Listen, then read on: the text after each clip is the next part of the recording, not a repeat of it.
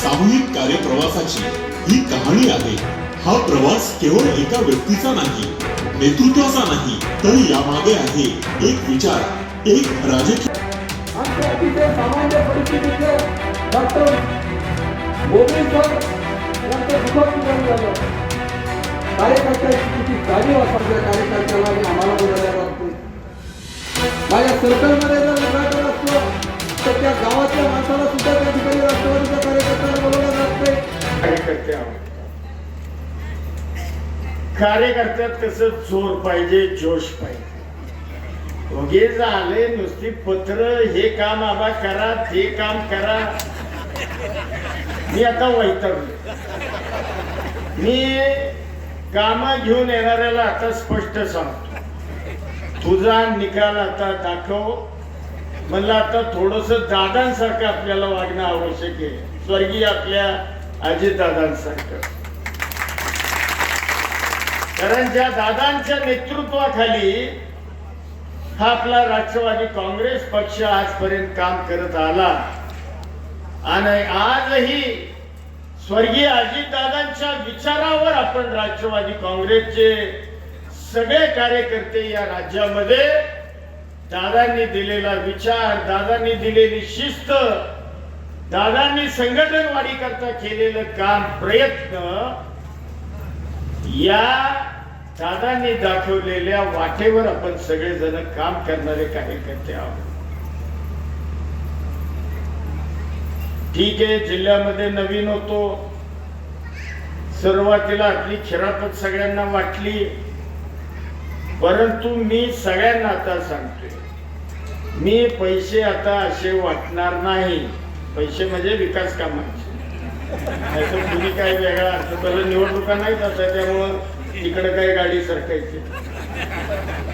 परंतु मी आता ठरवलंय की जो कार्यकर्ता कामाचा आहे, जो कार्यकर्ता खऱ्या अर्थानं संघटनेचं काम करतोय, जो कार्यकर्ता खऱ्या अर्थानं निकाल घेतोय, अशा आणि अशाच कार्यकर्त्याला इथून पुढं हे डीपीडीसीतले विकासात्मक पैसे आपण द्यायचे.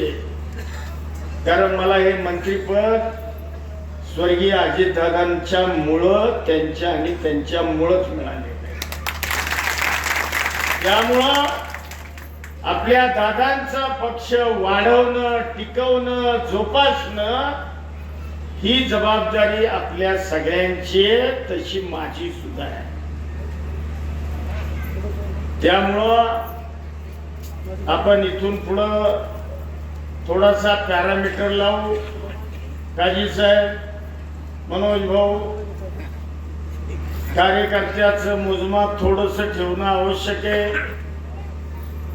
नाहीतर कामं घेतली, कामं विकली, असला काही धंदा मला चालत नाही. काम अशा कार्यकर्त्याला द्या की त्या कार्यकर्त्यानं त्या गावाकरता, त्या भागाकरता ज्या पद्धतीनं आमच्या मनोज भाऊ दांडगेंनी या जिल्हा परिषद मतदारसंघामध्ये काम करून दाखवलं, अशा पद्धतीच्या कार्यकर्त्याची आवश्यकता या माझ्या राष्ट्रवादी काँग्रेसला बुलढाणा जिल्ह्यामध्ये अनेक वेळेस सांगितलं की तुम्ही शिवसेनेमध्ये जा, शिवसेनेमध्ये या, भाजपमध्ये जा, भाजपमध्ये या. परंतु आमची विचारधारा मात्र ही सौ फुले आंबेडकरांची आहे. आम्ही अजितदादांच्या विचारावर चालणारे या ठिकाणी लोक आहोत आणि म्हणून परिस्थितीचा विचार आम्ही करत नाही. जे व्हायचं ते होईल, परंतु विचार मात्र या ठिकाणी सोडायचा नाही. म्हणून त्या विचाराला आम्ही या ठिकाणी बांधील आहे आणि त्या विचारानुसार या भागामध्ये धाड असेल, मासरूळ असेल, बुलढाणा तालुका असेल, चिखली तालुका असेल, या ठिकाणी आम्ही सदोदित काम करण्याचा त्या ठिकाणी प्रयत्न करतोय.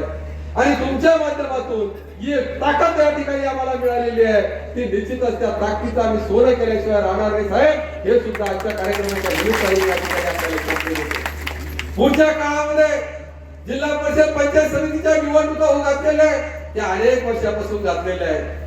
परंतु मला असं वाटतं की आता बहुतेक होतील, कारण आता सुप्रीम कोर्टाने सांगितलेलं आहे की डिसेंबरच्या अगोदर निवडणुका घ्या. त्यामुळे त्या निवडणुकीमध्ये आता आम्ही आमचं मागचं काम त्या ठिकाणी आपल्याला दाखवलेलं आहे. आतापर्यंत कुठली सत्ता नसताना आपण काय करू शकतो ते सुद्धा दाखवलेलं आहे.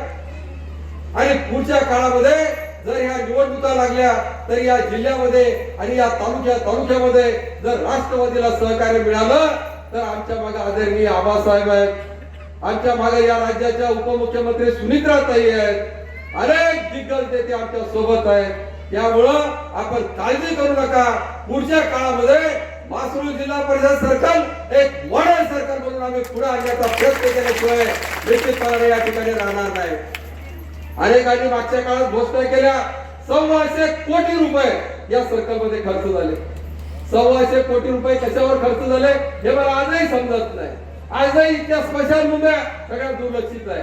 आजही इथले अनेक रस्ते आज दुर्लक्षित आहे.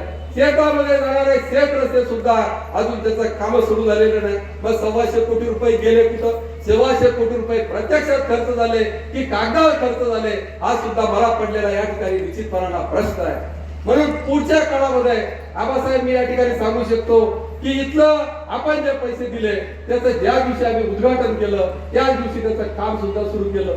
असं एकही काम नाही की त्याचं फक्त उद्घाटन केलं आणि काम सुरू केलं नाही. म्हणून या सगळ्या बाबीमध्ये आम्ही पुढच्या काळामध्ये कसोशीला त्या ठिकाणी पुढे जाण्याचा निश्चितपणाने या ठिकाणी प्रयत्न करू. या वचन आपल्याला या ठिकाणी देतो.